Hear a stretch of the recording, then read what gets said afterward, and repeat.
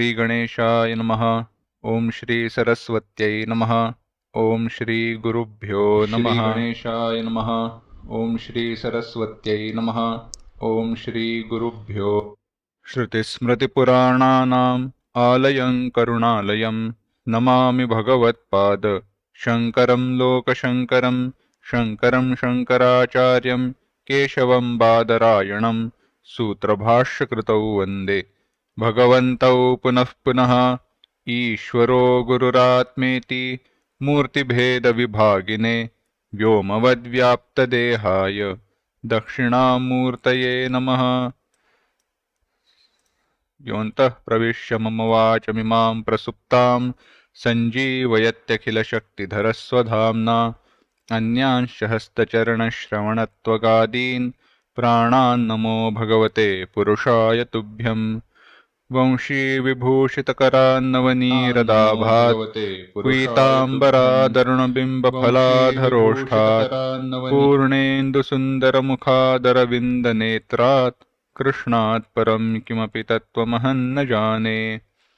वसुदेवसुतं देवं कंसचाणूरमर्दनं देवकी परमानन्दं कृष्णं वन्दे जगद्गुरुम्।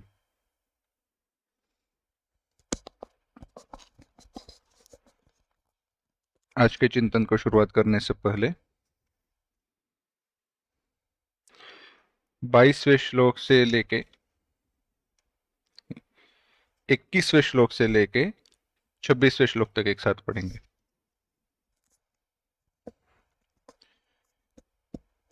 यो यो यां यां तनुं भक्तः श्रद्धयार्चितुमिच्छति तस्य तस्याचलां श्रद्धां तामेव विदधाम्यहम्।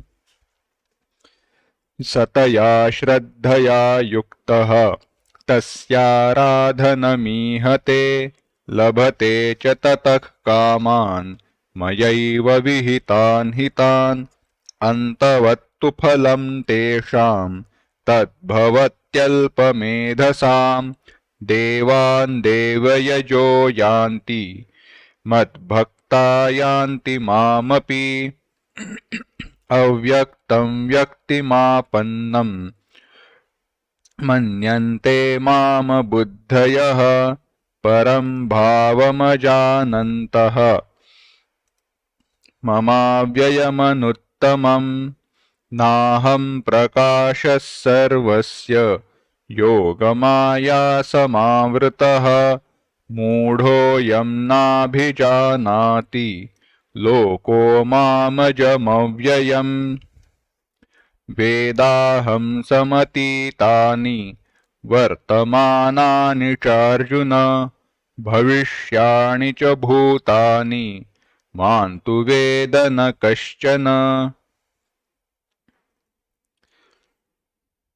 भगवान कहते हैं जो जो जिस रूप में मेरा चिंतन करता है उसी रूप से मेरा उनको फल मिलता है और उनको अपनी इच्छा के कारण हमने चिंतन किया था वह उनकी इच्छा के अनुसार ही उनके स्वभाव के अनुसार ही फल की इच्छा करते हैं और उसके कारण उनको जो फल मिलता है वह कैसा होता है? अंतवत, अंतवान, विनाशी।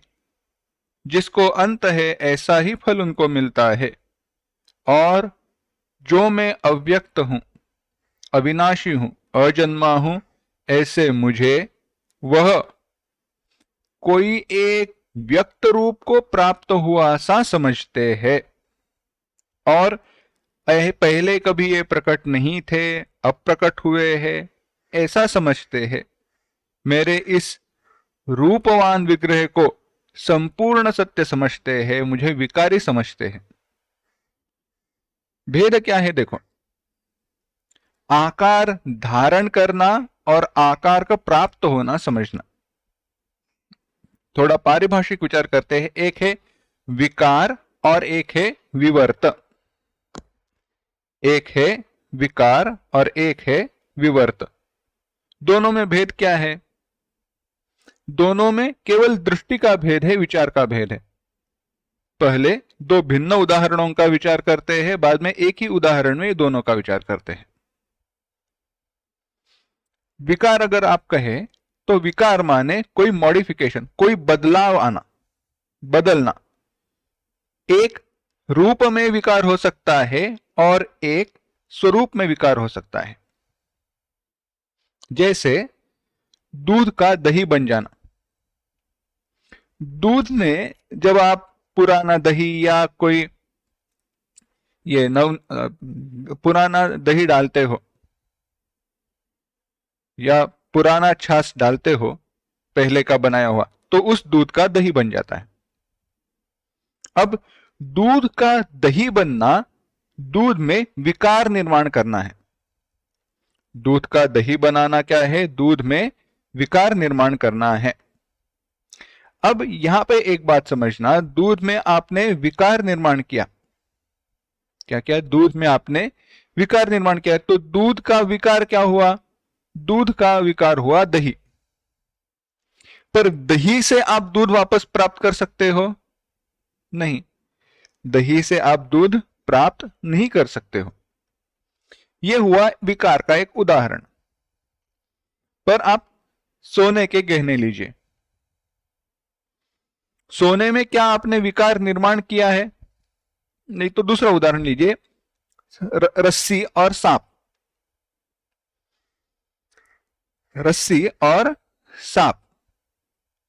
रस्सी पर आपको, जमीन पर पड़ी है रस्सी, जमीन पर पड़ी है रस्सी, जमीन पर है रज्जू, पर उस पर आपको आभास हुआ सर्प का।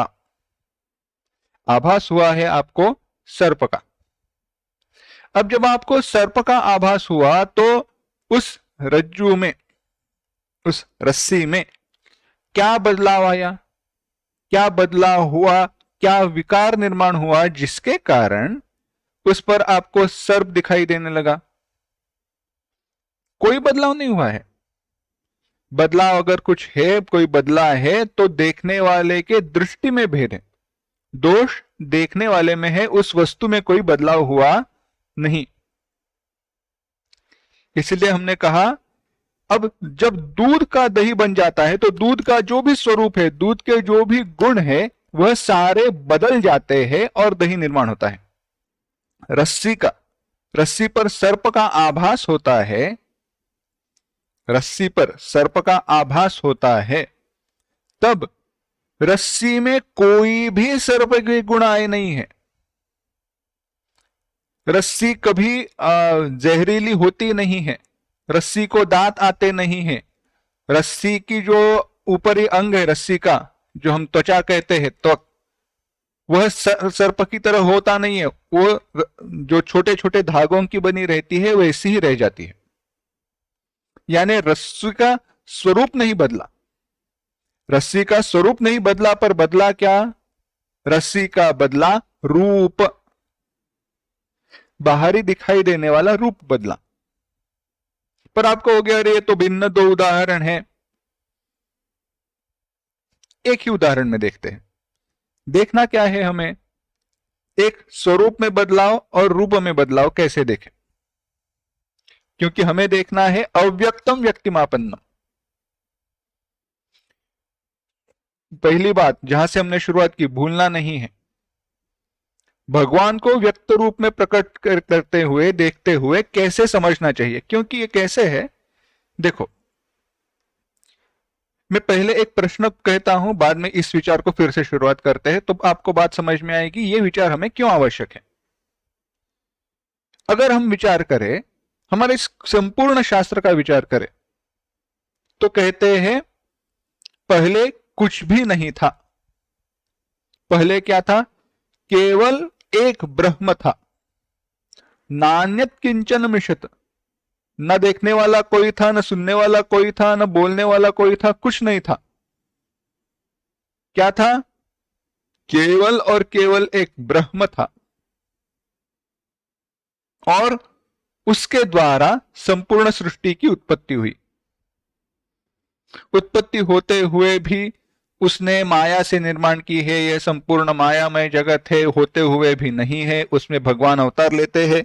अगर यह सब विचार करे, यह सब विचारधारणा ले, इस संपूर्ण विचारधारा का अनुसरण करे, अनुकरण करे, तो प्रश्न यह आता है जो जिन्होंने अवतार लिया वह भगवान कृष्ण, हमारे भगवान श्री राम जी, हमारे भगवान परशुराम जी, नरसिंह अवतार, ये सारे अवतार सत्य है या नहीं? आता है ना प्रश्न।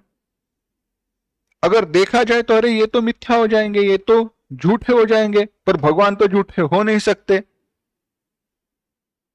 अगर अवतार सत्य है तो पहली कही हुई बात मिथ्या हो जाएगी कि भगवान पहले नहीं थे अब आए हैं और कभी होते ही नहीं है।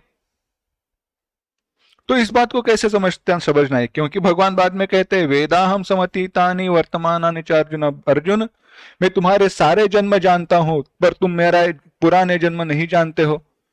तो क्या भगवान भी जन्म लेते हैं? और अगर भगवान जन्म लेते हैं, जन्म के लिए क्यों, चाहे क्यों ना उनका प्रयोजन क्यों ना हो, प्रयोजन कोई भी न क्यों ना हो, जीव को जैसे जन्म के लिए प्रयोजन है वैसे भगवान के लिए कोई प्रयोजन क्यों ना हो। भगवान जन्म लेते हैं तो उनको अजन्मा कैसे समझे? तो इन सबको विचार, इन सबका विचार, इन सबको एक करने के लिए यह विचार आवश्यक है। क्या है देखो, पहले हमने एक विचार किया विकार का और दूसरा विचार किया विवर्त का।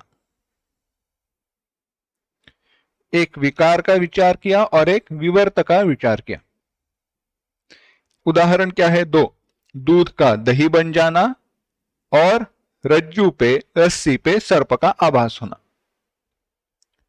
दूध का दही बन जाना है विकार और रज्जू का सर्प, रज्जू पे, रस्सी पे सर्प का आभास होना विवर्त है।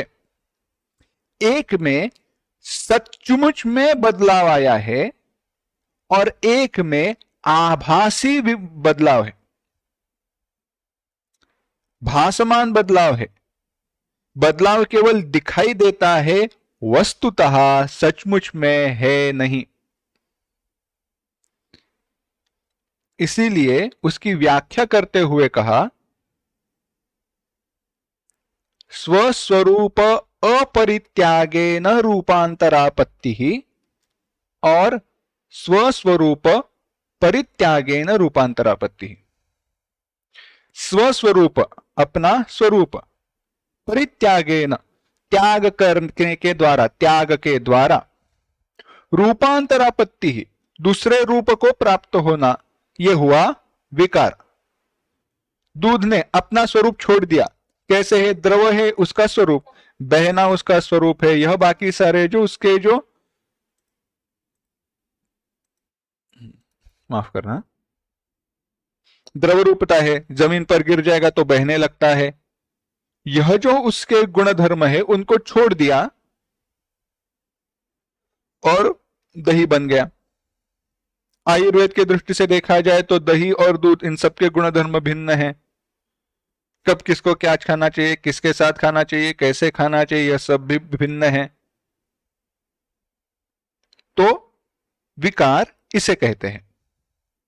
पर रस्सी पर सर्प का आभास होते हुए, रस्सी पर सर्प का आभास होते हुए मुझे बताओ ऐसा क्या वास्तव में बदलाव आया है? ऐसे कौन से गुणधर्म है रस्सी ने अपने गुणधर्म छोड़ दिए हैं, जिनका उन्होंने, रस्सी ने त्याग कर दिया है? कोई त्याग नहीं हुआ है। स्वस्वरूप अपरित्यागेन, स्वस्वरूप अपने स्वरूप का परित्याग किए बिना दूसरे रूप को प्राप्त होना,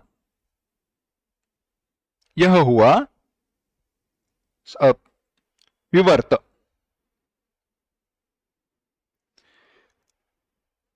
इसको एक ही उदाहरण की दृष्टि से देखना है, क्योंकि हमें भगवान में यह विचार देखना है, क्या भगवान की कौन सी बात सच है। और अगर भगवान की दोनों बातें सच है, भगवान अवतार लेते हैं पर उनका कोई जन्म नहीं है, अगर, तो दो बातें हो सकती है। देखो फिर से मैं बता रहा हूं, अगर भगवान का जन्म नहीं है तो उनका अवतार हो नहीं सकता, उनका अवतार मिथ्या होना चाहिए। और अगर भगवान का अवतार सत्य है और उनका जन्म नहीं है तो पहली कही हुई बात झूठी होनी चाहिए। तो यहां पे कहा गया भगवान का जन्म विकार के कारण नहीं है, क्योंकि भगवान अविकारी है। तो भगवान अवतार कैसे लेते हैं? अवतार माने क्या? तो इसके लिए कहा गया यह विवर्तवाद।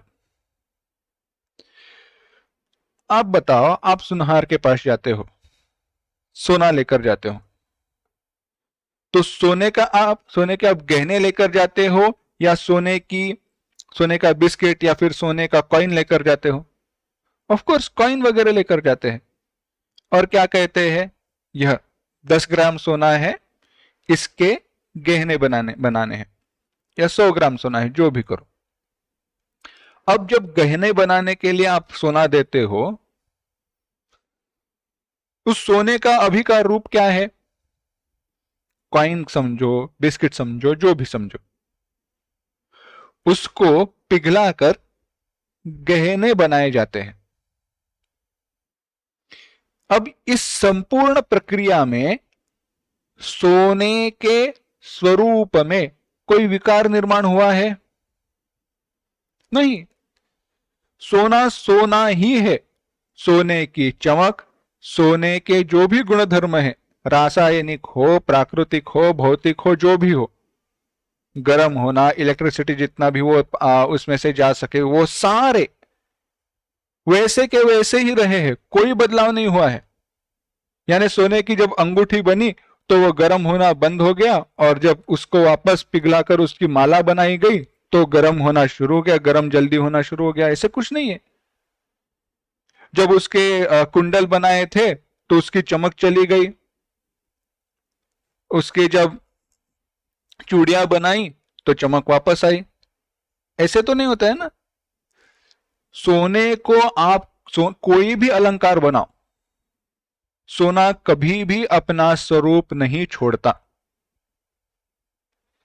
पर जब वह एक बिस्किट के रूप में समझो, या कोई अंगूठी अपने कॉइन के रूप में समझो, जब था, तब उसको अंगूठी, गहना, माला, चूड़िया, कंगन ऐसे कोई भी रूप उसको प्राप्त नहीं था।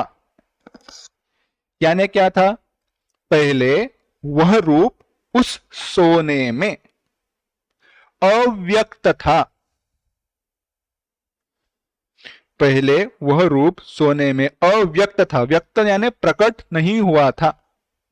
जब उसको रूप दिया गया, सुनहार ने उसको गर्म करके, पिघला के, ढांचे में डाल के वगैरह सब उसको रूप दिया, तो उसको रूप प्राप्त हुआ। फिर भी सोने को कभी रूप प्राप्त नहीं हुआ है। विचार करके देखिए, अगर सोने को, शब्द ठीक से सुनना, सोने को अगर कोई रूप प्राप्त होता तो उसका दूसरा रूप देना मुश्किल हो जाता।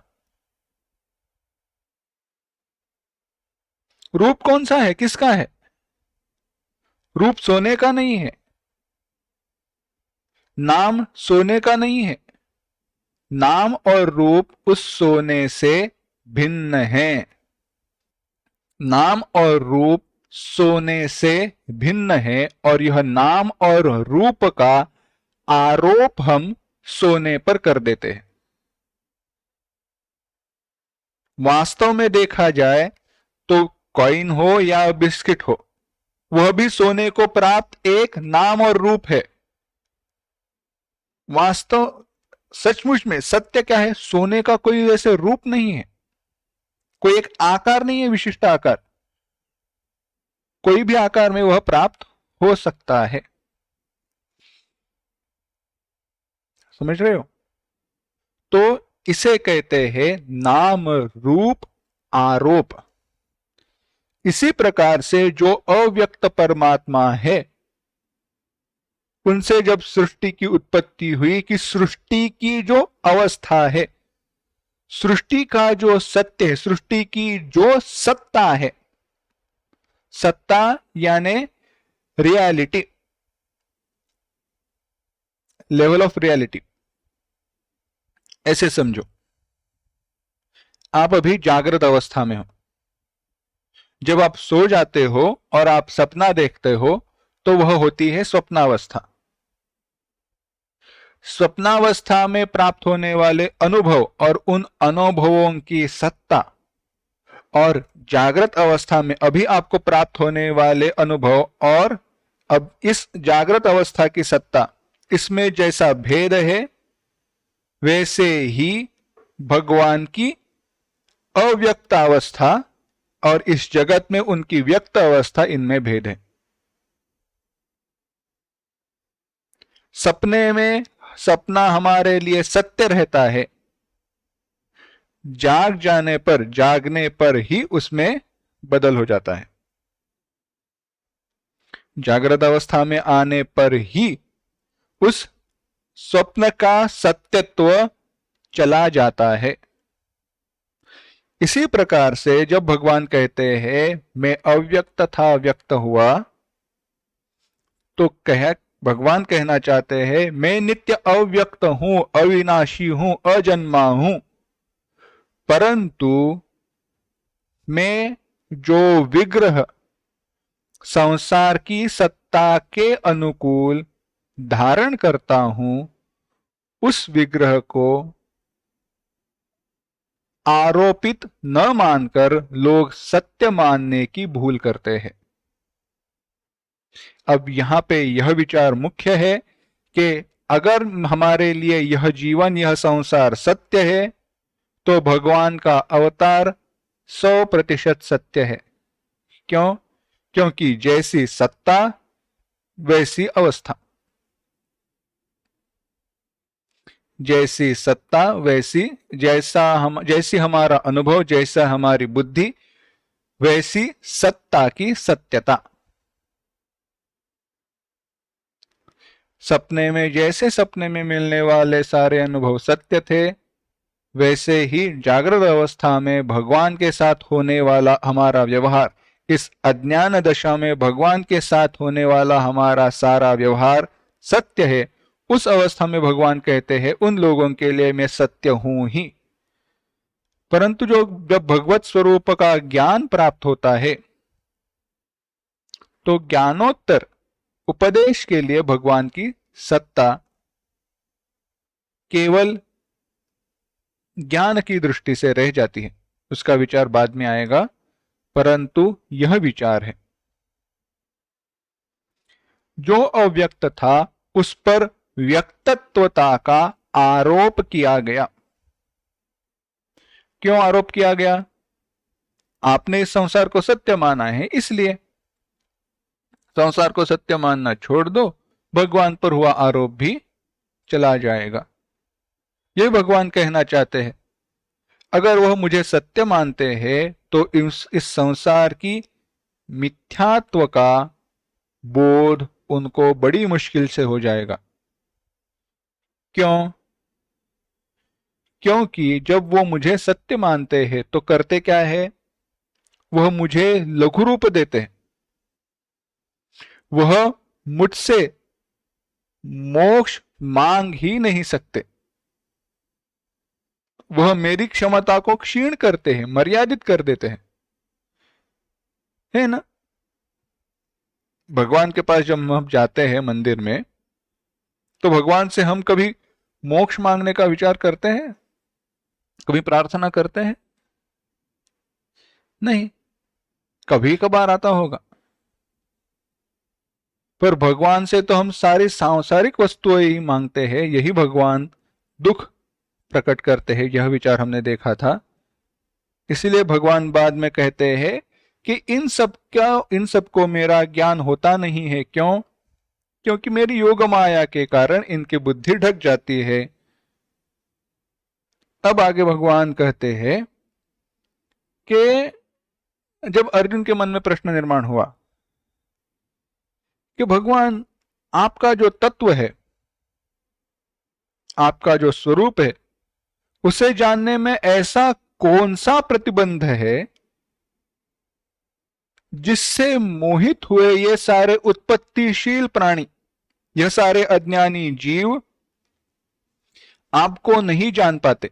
यह जानने की भगवान ने जाना कि यह जानने की अर्जुन की इच्छा हुई है कि ऐसा क्या कारण है जिसके कारण यह मोह, यह माया का आवरण बुद्धि पर चढ़ जाता है। इस पर भगवान कहते हैं, 27वां श्लोक देखना, इच्छा द्वेष समुत्थेन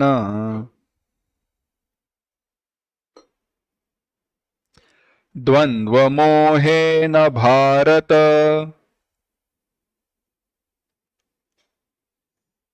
सर्वभूतानि सम्मोहम् सर्गे यान्ति परन्तप इच्छा द्वेष समुत्थेन द्वन्द्वमोहेन भारत सर्वभूतानि सम्मोहम् सर्गे यान्ति परन्तप। भगवान कहते हैं, परंतप भारत, हे परंतप भारत, शत्रुओं का विनाश करने वाले, शत्रुओं को ताप देने वाले है अर्जुन, सर्वभूतानि सारे प्राणी मात्र, सर्गे इच्छा द्वेष समुत्थेन, सर्गे, सर्गे माने उत्पत्ति के समय पर, उत्पत्ति के शुरुआत में, जब इस संसार की उत्पत्ति हुई उस समय इच्छा द्वेष समुत्थेन, राग और द्वेष, इच्छा माने राग और द्वेष माने द्वेष, राग और द्वेष इनके कारण निर्माण हुए इच्छा द्वेष समुत्थेन द्वंद्व मोहेन, इच्छा और द्वेष के द्वारा उत्पन्न हुए द्वंद्व की मोह के द्वारा शीतोष्ण सुख दुख, द्वंद्व का मोह क्या है, से शीत उष्ण इस सब का अनुभव, इसके कारण निर्माण होने वाले सुख दुख, यह सारे सम्मोहम यान्ति, अविवेक को प्राप्त होते हैं।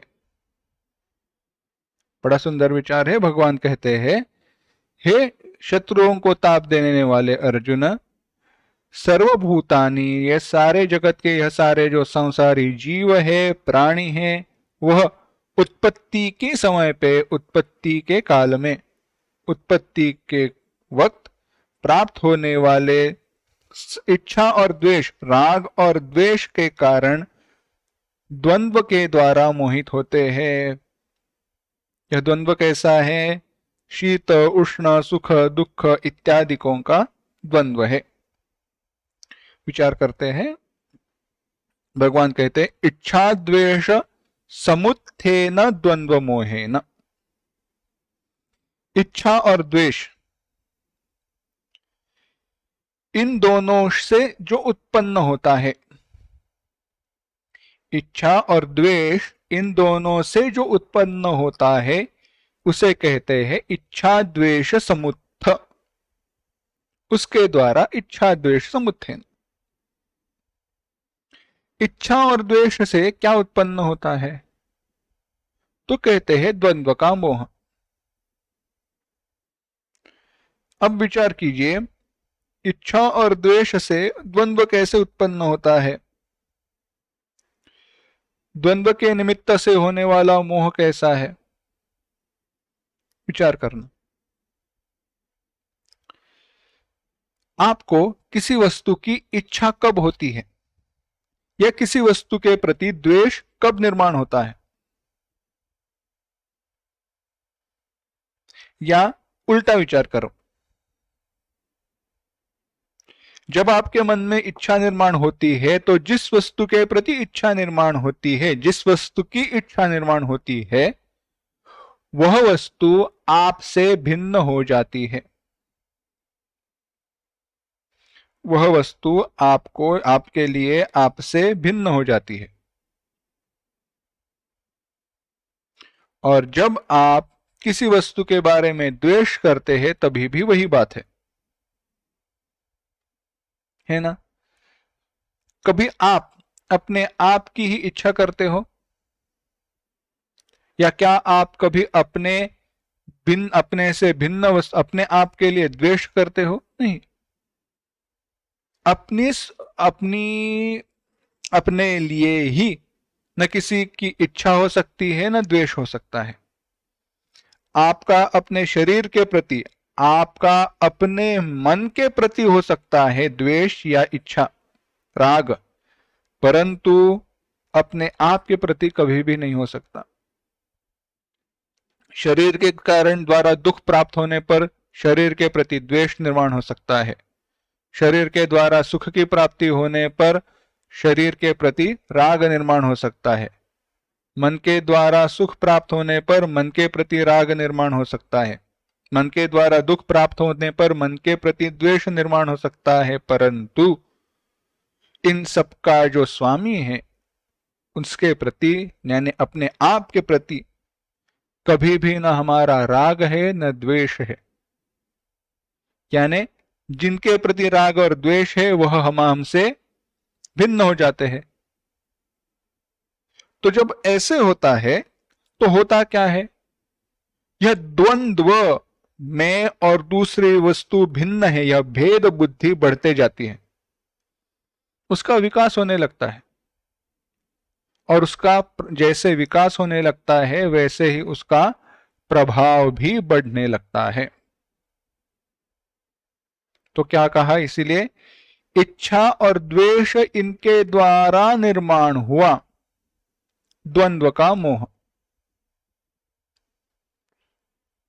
अब यहां पे थोड़ा सा मैं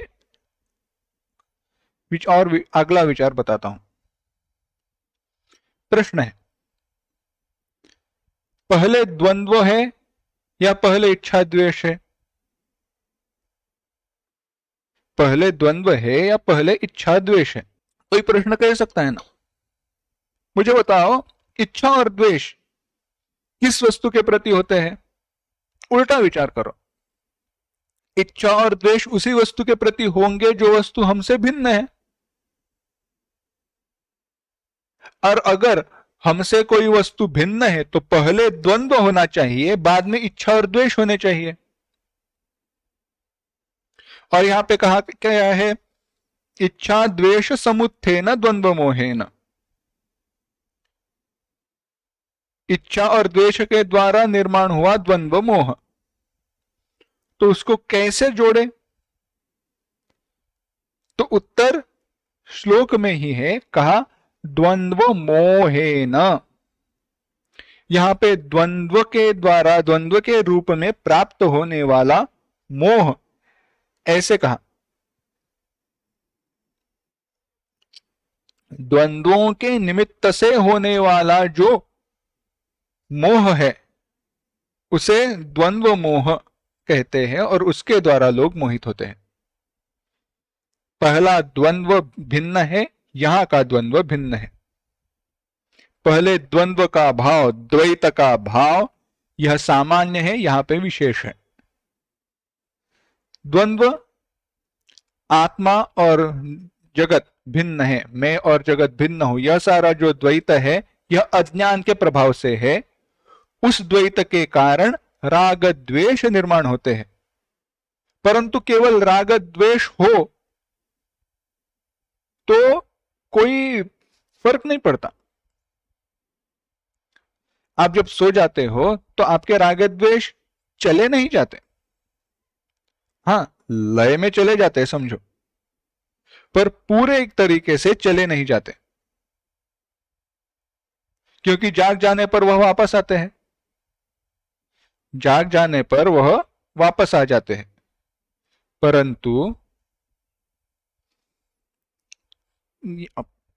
संपूर्ण जब चले जाते हैं तो कभी भी वापस आते नहीं है। आत्मज्ञान में वह संपूर्णता से चले जाते हैं।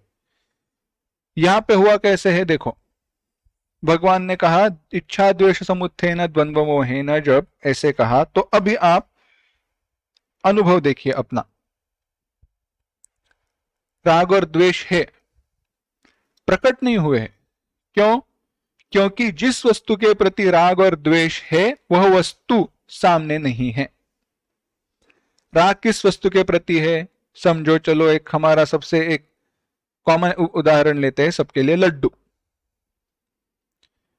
कोई भी, जो भी आपको लड्डू पसंद है वह ध्यान में रखो। जब तक सामने नहीं है तब तक कोई विचार भी नहीं था। जब से इस हमारे भगवत गीता के पाठ को शुरुआत हुई, किसी ने विचार भी नहीं किया। प्रार्थना करता हूं किसी ने विचार किया नहीं है, पर जब विचार मन में आता है तो अब क्या हुआ? अरे प्रसाद में लड्डू मिल जाए तो, लड्डू लाए जाए तो। यानी जब जैसे ही इच्छा निर्माण हुई, क्या? लड्डू खाने की, तो लड्डू आपसे वस्तु, जो आपकी इच्छित वस्तु है वह आपसे भिन्न हुई, और जैसे ही भिन्न हुई उस वस्तु के प्रति कितने सारे राग द्वेष आने लगे। मोतीचूर का है या बूंदी का है तो किस हलवाई के पास से लाना चाहिए, कहां से लाना चाहिए, कब लाना चाहिए, यह सारे विचार आते हैं। क्योंकि किसी के प्रति किसी के पास ज्यादा मीठा है, किसी का घी डालडा है, किसी का शुद्ध देसी है, इतने सारे विचार आ गए ना। और इसके कारण जब, अरे लड्डू तो लड्डू है, हाँ माना लड्डू तो लड्डू है, परंतु जैसी हमारी इच्छा वैसा नहीं प्राप्त हो तो हुआ क्या? सुख और दुख, और यही सुख दुख जो है वही मोह है। इन सुख दुखों के जो विचार है इसमें हम फंसे हुए रहते हैं। केवल और इच्छा द्वेष, वास्तव में देखा जाए केवल राग और द्वेष हमें उतना ज्यादा कष्ट नहीं पहुंचाते हैं, उतने ज्यादा कष्ट नहीं देते हैं जितना कि उनके द्वारा प्राप्त होने वाला यह द्वंद्व मोह होता। ऐसे है, इच्छा और द्वेष यथा समय सारे भूत प्राणियों से संबंध युक्त होकर द्वंद्व के नाम से कहे जाते हैं। तो जब प्रकट सुख दुख है ना, यह इनके कारण ही हुए। कोई भी आपके दृष्टि से देखो, कोई भी आपके जीवन के अनुभव है, उस जैसे अनुभव की आपने कभी ना कभी इच्छा की है, परंतु उसकी इच्छा करने के बाद भी, इच्छा और द्वेष का हम विचार कर रहे थे, इच्छा और द्वेष जब इस प्रकट सुख दुख और उनके कारण की प्राप्ति होने पर प्रकट होते हैं। वस्तु सामने आई, सुख दुख प्रकट हुए, इच्छा द्वेष प्रकट हुए, मोहित हो गए, सारा संपूर्ण हमारा विश्वास, हमारा सारा जो विवेक है वह सारा चला गया। ऐसे ही हमें सुख दुख देने वाले कारण सामने प्रकट होने पर हमारे लिए भगवान का अव्यक्त स्वरूप ढक जाता है, चला जाता है। अच्छा समय आने पर भगवान से प्रार्थना क्या करते हैं? भगवान यह अच्छा समय कभी चला न जाए। दुख की प्राप्ति होने पर, दुख का कष्ट का समय प्राप्त होने पर कहते हैं भगवान यह सारे कष्ट मेरे चले जाए। यानी भगवान क्या करे? हमारे कष्ट, हमारे सुख दुख दूर करे, इतना ही बस उनको काम है। हाँ, उनसे प्रार्थना करने में कोई गलत बात नहीं है, प्रार्थना तो करनी चाहिए, उनकी स्तुति तो करनी चाहिए, उनकी प्रार्थना करनी चाहिए, उनका स्मरण तो करना चाहिए, पर केवल इसके लिए नहीं करना चाहिए।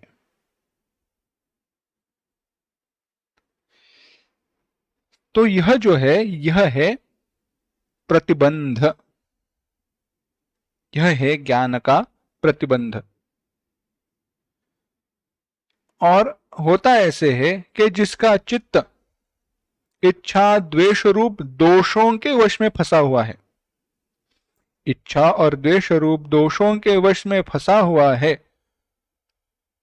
उसको बाहरी विषयों के भी यथार्थ तत्व का ज्ञान प्राप्त नहीं होता। भाष्यकार यहां पे कहते हैं उसको बाहरी विषय यानी जो हमारे बाहर के विषय है उनका भी यथार्थ ज्ञान प्राप्त नहीं होता, तो अंतरात्मा के संबंधी ज्ञान तो उसको बहुत कष्ट से प्राप्त हो जाएगा। हम कहते हैं ना, हम देखते हैं कि बड़े बड़े लोगों ने कितना बड़ा त्याग किया है, क्योंकि उन्होंने त्याग किया है इसलिए वह उस स्थान पर पहुंचे हैं। त्याग किया माने क्या? उन्होंने अपनी इच्छा और जो द्वेष है उनका कहीं पे त्याग किया है, तब भी जाकर उस ऊंचे पद पर, ऊंचे स्तर पर वो वहां पहुंचे हैं।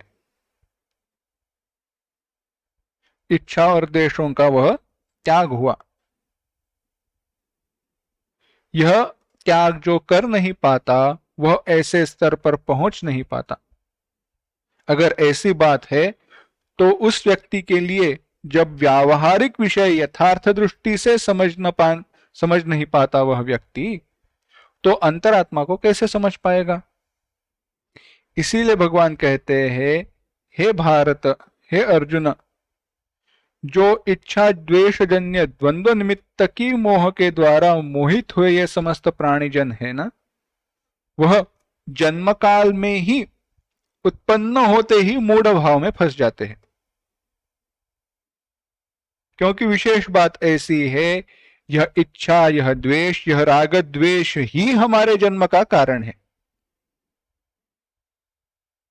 यह राग द्वेष ही हमारे जन्म का कारण है। यह हमारी इच्छाएं, यही हमारे जन्म का कारण है। इच्छा हमारे जन्म का कारण कैसे है? बड़ी सुंदर कथा सुनी थी। हमारी इच्छा हमारे अगले जन्म का बीज होती है। एक वैद्य थे, आयुर्वेद का बड़ा अभ्यास था, बड़ी तपस्या थी उनकी, उनको सिद्धि प्राप्त थी। कैसे सिद्धि? कि जब भी वह कोई पौधे के पास, कोई वृक्ष के पास जाते थे, कोई जड़ी बूटी के पास जाते थे या फूल के पास जाते थे, तो वह जो वनस्पति है, वह वृक्ष है, वह पौधा है, वह उनके साथ बातें क्या करता था। वह कहता था कि मेरा इस अंग जो है, यह अंग को आप ऐसे उपयोग करो, ऐसे काटो, ऐसे घोलो, इसका ऐसा रस निकालो, उस रस के साथ मिला दो, तो इस प्रकार की औषधि आपको प्राप्त होगी। सारे वृक्ष, सारे पौधे, सब कुछ, सारे उनके साथ बात किया करते थे। पर उनके बगीचे में एक ऐसा पौधा था जिसने कभी भी इनके साथ बात नहीं की। बड़े प्रयत्न इन्होंने किए, कभी भी उस पौधे ने बात नहीं की, बाकी सारी वनस्पतियां इनसे बात किया करती थी। बड़ा इनको कष्ट हुआ, बड़ा दुख हुआ, मन में केवल एक ही भाव, यह पौधा क्या है, इसका मैं क्या उपयोग कर सकता हूं, इसका मैं कैसे इस्तेमाल कर सकता हूं, कैसे कर सकता हूं। कोई बात समझ में नहीं आई। तो उन्होंने कह दिया कि अगर जब भी मेरी मृत्यु हो जाए तो केवल एक करना, यह जो वनस्पति है, इस वनस्पति के जो मूल है वहां पे मुझे दफना देना। मेरे शरीर को जलाना नहीं है, शास्त्र के विरुद्ध है मानता हूं, पर इसके पैरों की जगह पर इसकी जो जड़ है वहां पे मैं रहना चाहता हूं, क्योंकि मैं इसके साथ कभी बात नहीं कर पाया। कालवश उनकी मृत्यु हुई। उनको उनकी इच्छा के अनुसार उस पौधे के मूल मुझे जो थे वहां पे दफनाया गया। रात में ऐसे हुआ, पूर्णिमा का ही दिन था, और जो पौधे, उस पौधे के, उस वनस्पति के जो मूल थे, उन मूलों का स्पर्श उस वैद्य के मस्तक को हुआ और वह पुनरुज्जीवित हुआ, क्योंकि वह वनस्पति संजीवनी बूटी थी। जैसे ही स्पर्श हुआ वह जाग गए, ऊपर की जो मिट्टी थी उसको बाजू में किया, बाहर आए, शरीर पर जो मिट्टी थी उसको आजू बाजू में निकाल दिया, और मुड़कर देखा तो वनस्पति ने उनसे बात करना शुरू कर दिया। अब समझ में आया मैं कौन हूं। बाकी कथा संदर्भ यहीं पे छोड़ देते हैं। बात यह है, मृत्यु के पहले उनकी इच्छा क्या थी, यह वनस्पति क्या है यह जानना। इसी इच्छा के अनुसार, इसी इच्छा के साथ ही वह वापस पुनरुज्जीवित हुए। जब फिर से जग गए, मृत्यु तो आई थी, फिर से पुनरुज्जीवित हुए, एक दृष्टि से फिर से जन्म है। पर पहली इच्छा क्या हुई, वनस्पति क्या है, इसलिए उन्होंने पहले वनस्पति के तरफ देखा। यही विचार है, यही इच्छा द्वेष हमारे जन्म का कारण है। इसलिए कहते हैं सर्गे यान्ति परंतप, सर्ग के कारण उत्पत्तिशील समस्त प्राणी मोह के वशीभूत हुए ही जन्म लेते हैं। जन्म के साथ मोह उनके साथ ही आता है। अच्छा भगवान, जन्म के साथ हमारा मोह है, यानी जैसे हमने जन्म लिया मोह हमारे साथ ही आया पिछले जन्म से। हाँ, तो छूटे कैसे? छूटने का कोई तो रास्ता होना चाहिए ना। तो भगवान कहते हैं है। तो कहते हैं 28वां श्लोक, येषां त्वन्तगतं पापम् जनानां पुण्यकर्मणां ते द्वन्द्वमोहनिर्मुक्ताः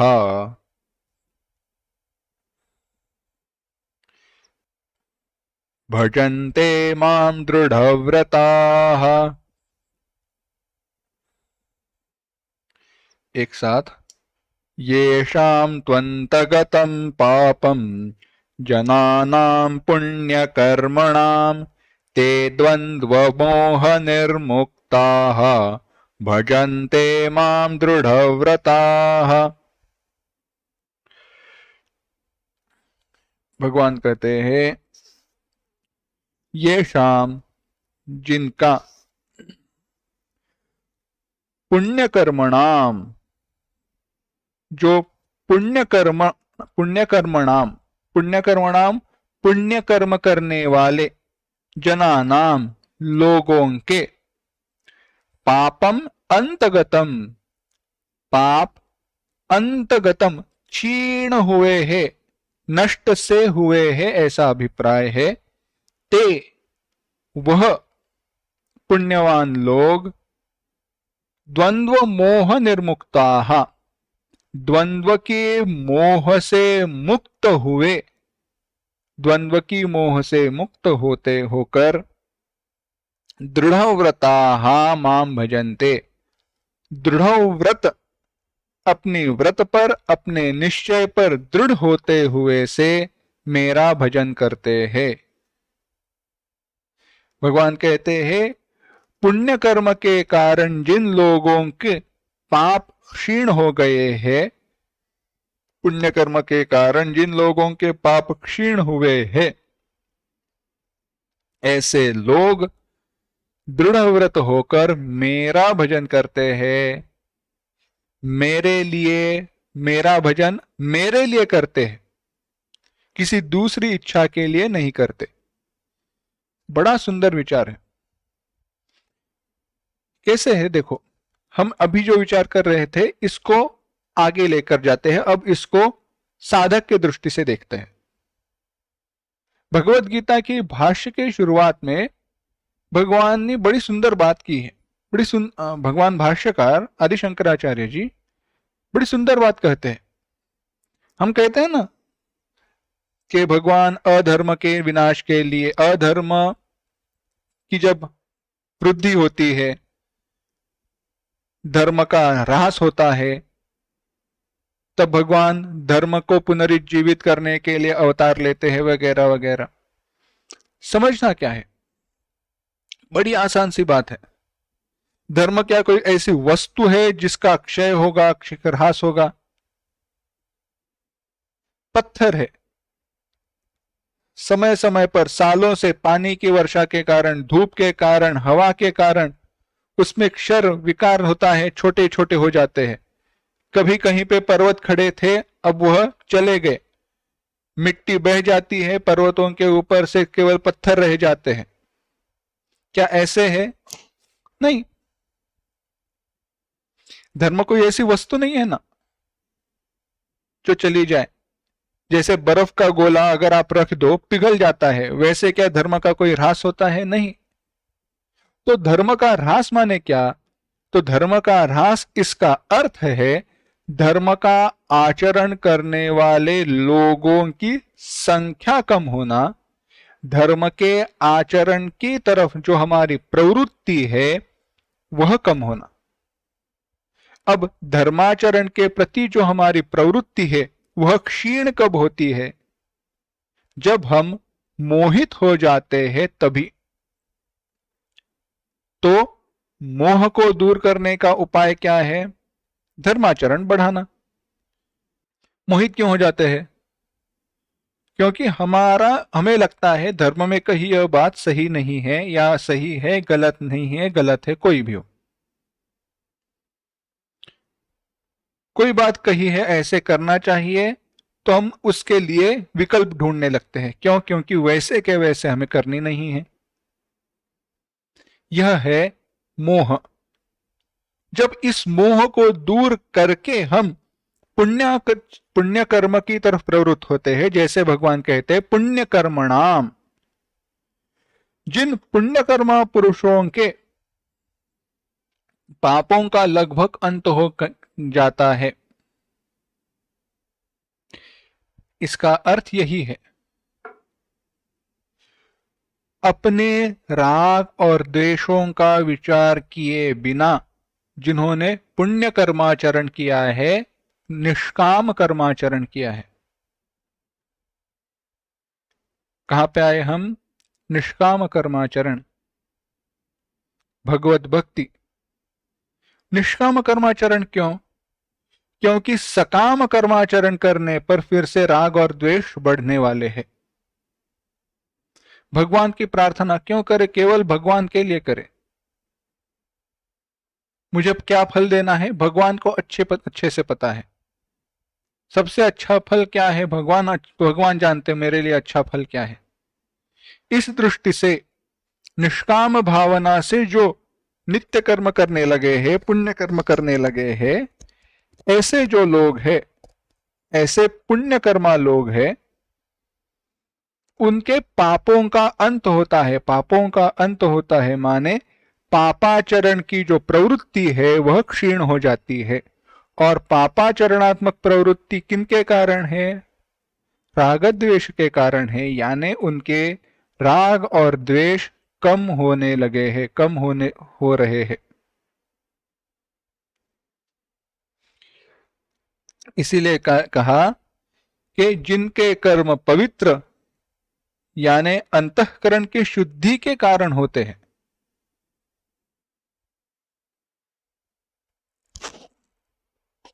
अब हुआ ऐसे है, एक दूसरे के ऊपर यह बातें निर्भर है।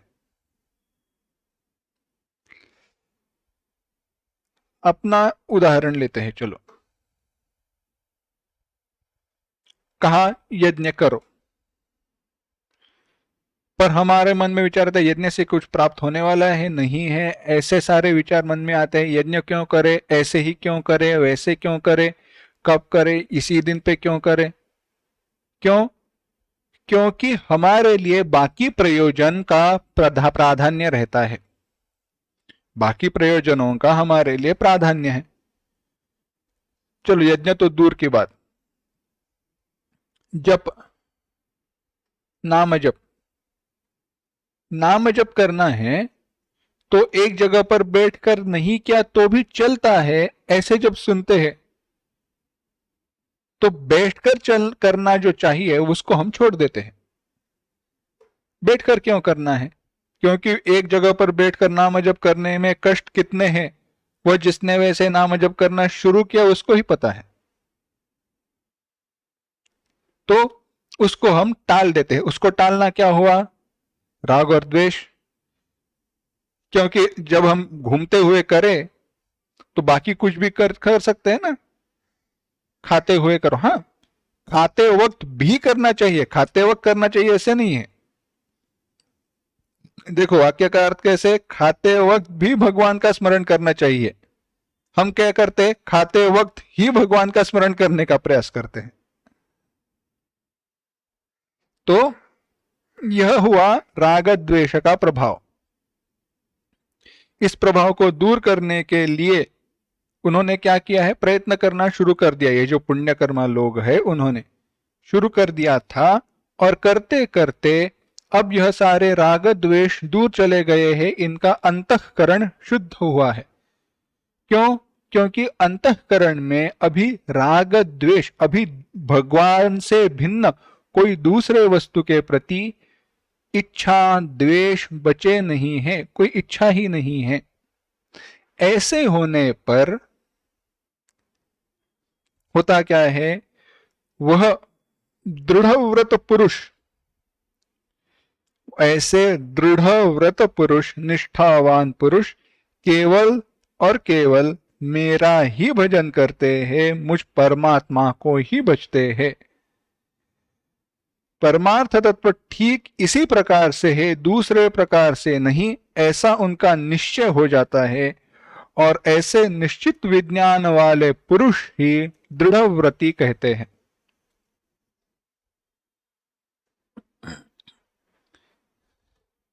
बड़ा यह सुंदर विचार है।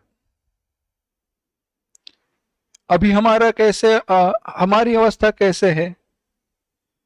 भगवान के स्वरूप के प्रति हमारे मन में ज्ञान तो है, पर संभ्रम के साथ है। कोई प्रश्न हमारे मन में है, यह सत्य है या यह सत्य है, क्या सत्य है? बड़े बहुत सारे प्रश्न है। ये प्रश्न धीरे धीरे दूर हो जाते हैं, तब तक प्रयत्न करना आवश्यक है। क्यों प्रयत्न करना चाहिए? यह पुण्यकर्मा लोग भी है जिन्होंने बहुत पुण्य अर्जित करके भगवान के स्वरूप को जानने की इच्छा रखी है मन में। किस लिए यह इच्छा करते हैं, किस लिए वह भगवान का भजन करते हैं? तो भगवान कहते हैं 29वां श्लोक, जरा मरण मोक्षाय मामाश्रित्य यतन्ति ये, ते ब्रह्म तद्विदुः कृत्स्नम् अध्यात्मं कर्म चाखिलम्। एक साथ, जरा मरण मोक्षाय मामाश्रित्य यतन्ति ये, ते ब्रह्म तद्विदुः कृत्स्नम् अध्यात्मं कर्म चाखिलम्। भगवान कहते हैं जरा मरण मोक्षाय, ये जो जरा मरण मोक्षाय, जरा यानी वृद्धावस्था, मरण माने मृत्यु, वृद्धावस्था, बुढ़ापा और मृत्यु, इन दोनों से छूटने के लिए माम आश्रित्य, मेरा आश्रय लेकर, यतन्ति, प्रयतन्ते, जो प्रयत्न करते हैं, ते, वह भक्त, तद ब्रह्म विदुः, उस ब्रह्म को जानते हैं। कृत्स्नम अध्यात्मम अखिलम कर्म च, कृत्स्नम अध्यात्मम, संपूर्ण अध्यात्म यानी प्रत्यगात्म वस्तु को, और अखिलम कर्म, संपूर्ण कर्म को, विदुः जानते हैं। भगवान कहते हैं जरा मरण यानी जन्म और मृत्यु से छूटने के लिए जो भगवान मुझ परमात्मा का, परमेश्वर का आश्रय लेते हैं, वह मुझ में चित्त समाहित करने का एक करने का प्रयत्न करते हैं वही परब्रह्म को जानते हैं। समस्त अध्यात्म यानी अंतरात्म विषयक जो वस्तु है उसको और अखिल कर्मों को भी जानते हैं। इसका विस्तार प्रश्न और उत्तर के रूप में 8वें अध्याय में आने वाला है। 29वें और 30वें श्लोक का जो विस्तार है, यह 29वां और 30वां श्लोक अगला ते ब्रह्म तद विदुः कृत्स्नम से जो अगला विचार है वह अगले अध्याय का बीज है। तो पहले जो पहली जो पंक्ति है, जरा मरण मोक्षाय मामाश्रित्य यतन्ति ये, इसका विचार करते हैं। अगला विचार तो अगले अध्याय में विस्तार से आने वाला है, उसका संक्षेप में अभी यहां पे विचार करेंगे, पर यहां पे थोड़ा विचार करते हैं जरा मरण मोक्षाय। विचार कीजिए, आप अपनी सारी इच्छाओं को सामने रखिए। जो भी हमारे हृदय में, हमारे आयु में, जीवन में हमारी जो भी इच्छाएं हैं,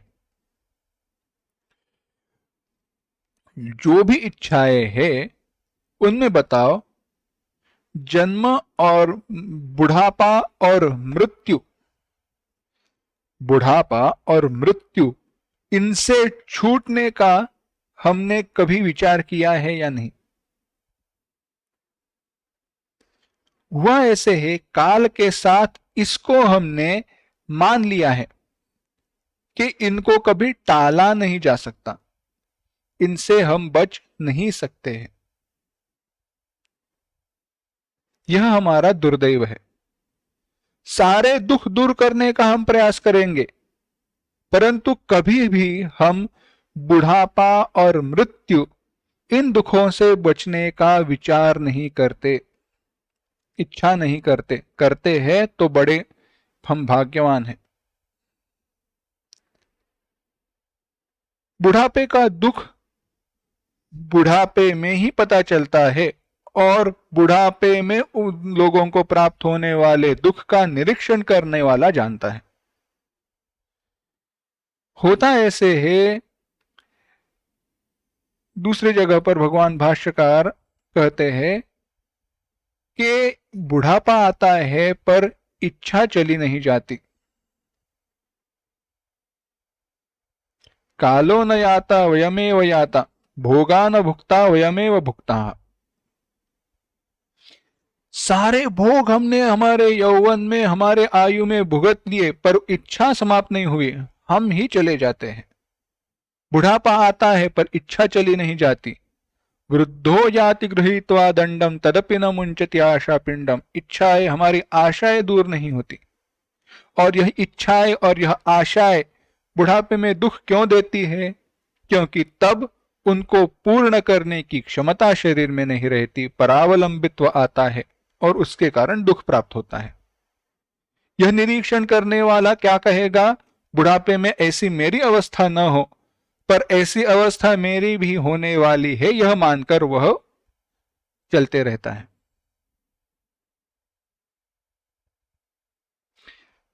ये जरा मरण मोक्षाय मामाश्रित्य, इसलिए इसका महत्व है। क्यों? क्योंकि जन्म और ये जन्म, मृत्यु, जरा, व्याधि, दुख दोषानुदर्शनम, ये सारे दुख है और उनको दूर किया जा सकता है, यह हमें मानना चाहिए। इसलिए दूसरे अध्याय में भगवान क्या कहते हैं? कौमारम यौवनम जरा देहिनोस्मिन् यथा देहे कौमारम यौवनम जरा तथा देहांतर प्राप्ति धीरस्तत्र न मुह्यति। देहिनः, आत्मा को इस देह के कारण क्या प्राप्त है? कौमारम यौवनम जरा जन्म मृत्यु, यह सारे प्राप्त है। उसको प्राप्त नहीं है, तो जिसके कारण यह प्राप्त होते हैं उसको हम दूर कर सकते हैं। यह जानकर जिन्होंने प्रयत्न किया है वह बड़े महान है। और वह क्या करते हैं? भगवान का आश्रय लेकर माम आश्रित्य यतन्ति ये, कभी कभी हमारी भी इच्छा होती है कि बुढ़ापा दूर करे, मृत्यु को टालने का प्रयास करे, पर इसके लिए हम किसका आधार लेते हैं? दवा, डॉक्टर, यह सारे उपायों का हम साथ लेते हैं, इनका हम आधार लेते हैं। कब तक? मृत्यु आगे धकेल सकते हैं, आज नहीं तो कल, परंतु इसका संपूर्ण विनाश होने वाला है नहीं। यह जानकर लोग क्या करते हैं, यह पुण्यात्मा जो है वह कहते हैं हमेशा के लिए जन्म और मृत्यु, यह बुढ़ापा, इसका दुख मुझे नहीं चाहिए। तो क्या करे? जिसको यह दुख नहीं है उसका आश्रय ले लो। किसको जरा मृत्यु इसका दुख नहीं है? भगवान को नहीं है, इसीलिए भगवान का आश्रय लेते हैं। और जब भगवान का आश्रय लेते हैं तो वह ब्रह्म जानते हैं। ब्रह्म क्या है वह सब विचार अगले अध्याय में आने वाला है, मैं उसी के लिए रख रहा हूं इन सारे शब्दों का विचार। अध्यात्म क्या है, कर्म क्या है, यह सब कुछ तभी जानते हैं। और क्या जानते हैं? आगे भगवान कहते हैं साधिभूताधिदैवं माम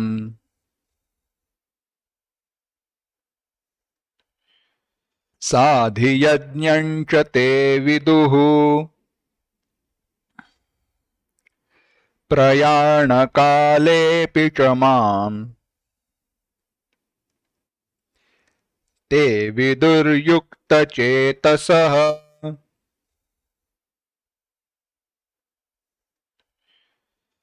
साधिभूताधिदैवं माम् साधियज्ञं च ते विदुः प्रयाणकालेऽपि च माम् ते विदुर्युक्तचेतसः। भगवान कहते हैं साधिभूताधिदैवं माम, वह साधिभूताधिदैवम, स अधिभूत अधिदैव, अधिभूत और अधिदैव इनके साथ, साधियज्ञम अधियज्ञ के साथ, विदुहु मुझे जानते हैं, ते युक्त चेतसः वह समाहित चित्त, एक चित्त हुए, चित्त समाहित समाधिस्थ जिनका हुआ है, ऐसे शांत चित्त प्रशांत चित्त हुए भक्त, प्रयाण काले अपिच मृत्यु के समय पर भी, माम विदुहु मुझे जानते हैं।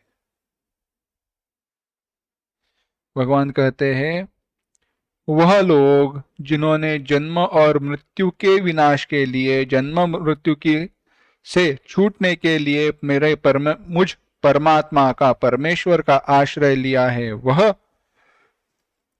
परमेश्वर मुझ परमेश्वर को, परमात्मा को साधिभूत साधिदैव, अधिभूत अधिदैव के सहित जानते हैं, एवं साधियज्ञ अधियज्ञ के साथ जानते हैं। अर्थात वे निरुद्ध चित्त हुए ऐसे योगी मरण काल में भी मुझे यथावत जानते हैं। मरण काल में भी कौन भगवान को यथावत जान सकते हैं? हम कहते हैं ना मृत्यु के समय भगवान का स्मरण करेंगे छूट जाएंगे, ऐसे होता नहीं है।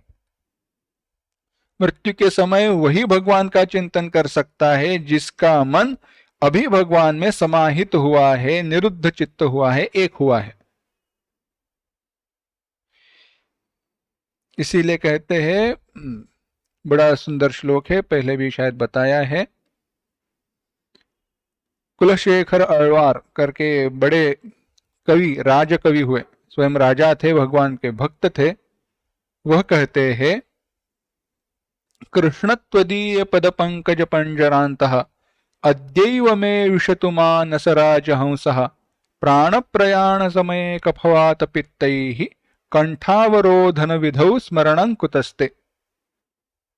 वह कहते हैं कृष्ण त्वदीय पद पंकज पंजरान्तः, हे भगवान कृष्ण, त्वदीय पद पंकज पंजरान्तः, तुम्हारे पद पंकज चरण रूपी कमलों के जो पंजर है, जो एक क्या कहते हैं हम, पंजर माने जिसमें हम कोई वस्तु बंद करके रखते हैं ना, पिंजरा। कमल का जो पिंजरा है उसमें मेरा मन रूपी राजहंस फंसा हुआ रहे।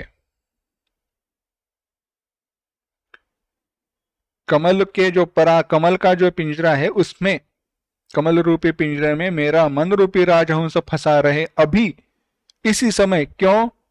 प्राण प्रयाण समय, मेरे जब प्राण चले जाएंगे, जब मेरी मृत्यु की घटिका पास में आएगी, उस समय कफवात पित्त ही कंठावरोधन विधो, गले में कफ वात पित्त ऐसा फंस जाएगा, उसका जो मुझे दुख होगा, उस समय स्मरणम कुतस्ते, तुम्हारा स्मरण मुझे कहां पे होने वाला है।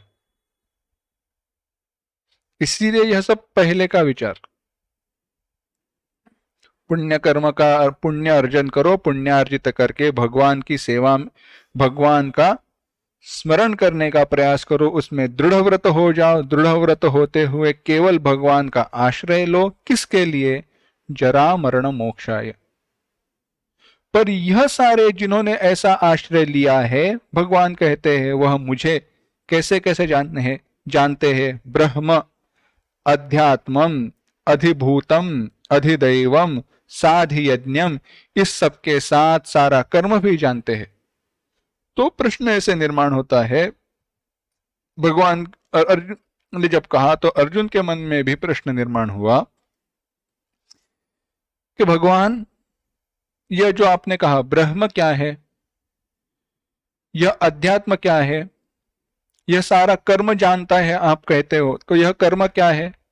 क्योंकि आपने तो कहा कि जीव सारे कर्म नहीं जान सकता, भगवान सारे कर्म जानते। कर्म क्या है?